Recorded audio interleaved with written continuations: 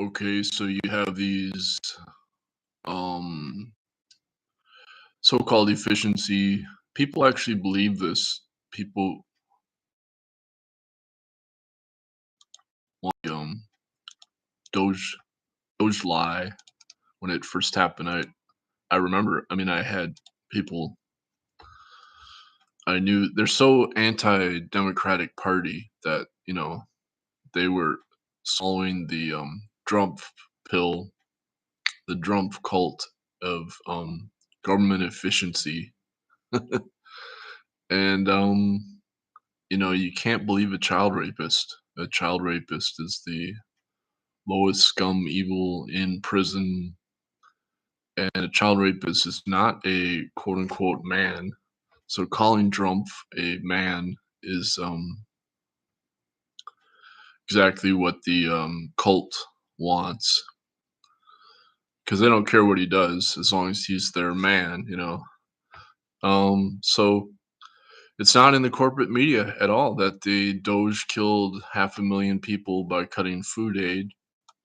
I looked it up, and Boston University led a study by epidemiologist Brooke Nichols, as posted on my blog, estimated the suspension of U.S. aid programs have contributed to roughly 300,000 to over 600,000 deaths worldwide, with the significant portion being children. The Department of of Efficiency has initiated massive controversial cuts to the U.S. Agency for International Development, effectively dismantling it in early 2025 by placing thousands of staffers on leave and terminating foreign aid programs. So, here's the deal. I'm actually not in support of U.S. food aid because if you read Frances Moore LePay, she had a series of books about how U.S. food aid actually operates by dumping food into other countries and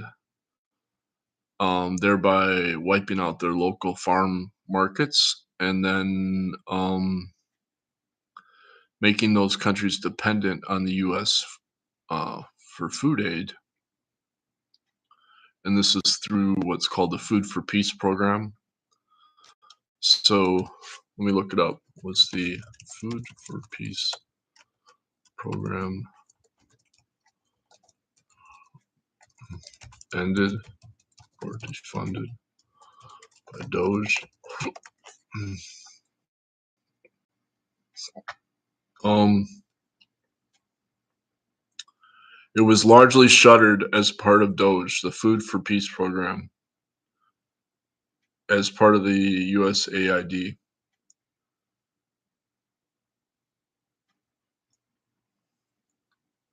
So there was an initial 90-day pause, and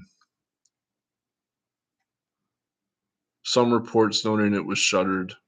By February 2026, the USDA announced it had taken over the program and working to get it back on track. Oh, okay.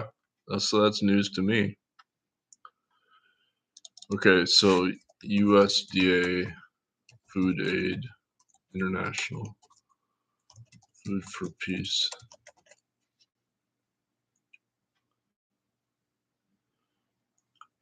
USDA has taken over Food for Peace PL 480.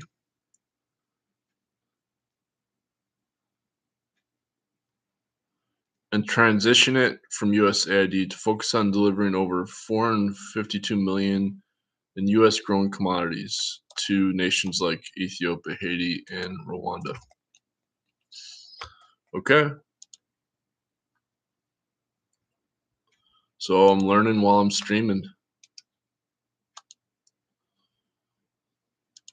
I'm glad that USDA took it over. But on the other hand, so I'm not that surprised because it's really controlled by Cargill because Cargill is the world's largest private corporation.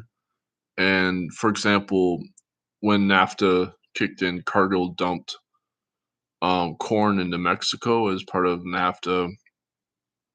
and that was the main cause of people migrating to the U.S. from Mexico. Was they were farmers in Mexico and they could no longer compete with the U.S. imported corn. Does U.S. imported corn still undermine Mexican farmers?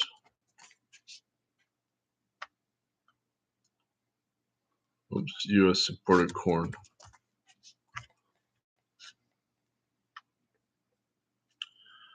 Yes, the Institute of Ag for Trade and Policy, which is based in Minneapolis, reported U.S. dumping cost farmers $6 billion between 2014 and 2020. Mexican farmers. So, subsidized low price U.S. corn makes it impossible for Mexican farmers to compete, combining with climate related droughts in Mexico. So that this never gets talked about, that was the main reason for that's been the main reason for Mexicans to immigrate emigrate to the US.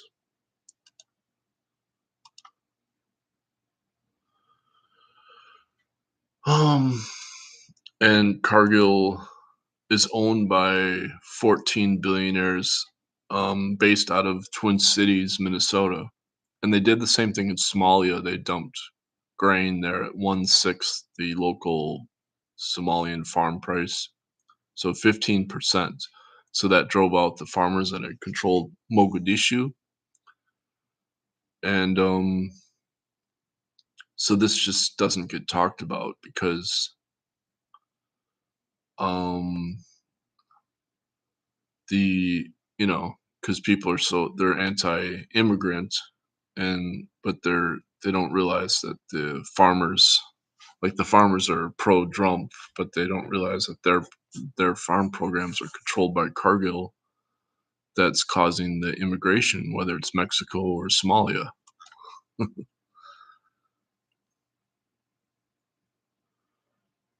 So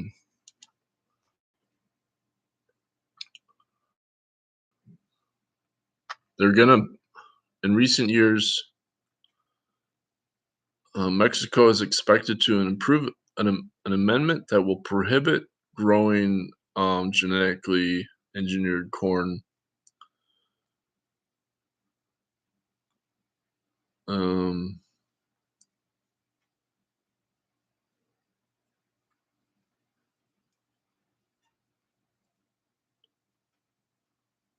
Mexico is the largest destination for U.S. produced corn. So,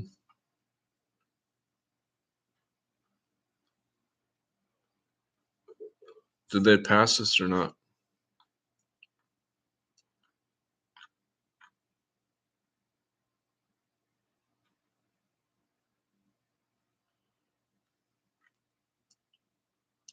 Did Mexico pass a OMG corn?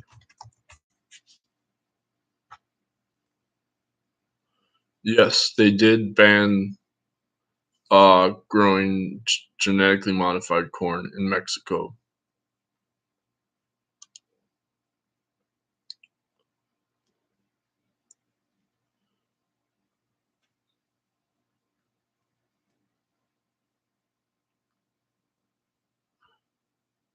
That was February last year.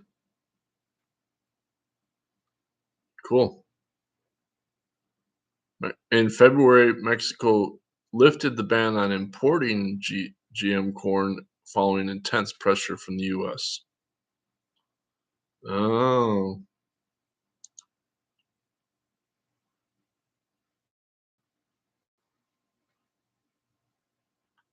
okay. Mexico passed a constitutional reform prohibiting the planting of GM corn, but they are import now. The dissolution came after the trade agreement court ruled against Mexico, um, banning the importation of GM corn. Oh, that's too bad. Yeah. Alrighty. So, the food sagas continue, and it's going to get way worse with abrupt global warming because it's things that are heating up fast, and it's going to make it hard to grow food at scale. Um, and Brazil's been the largest converter of um, wetlands and pasture into soybean crops that get exported by Cargill. Um, it's also destroying the rainforest in Brazil. Anyway,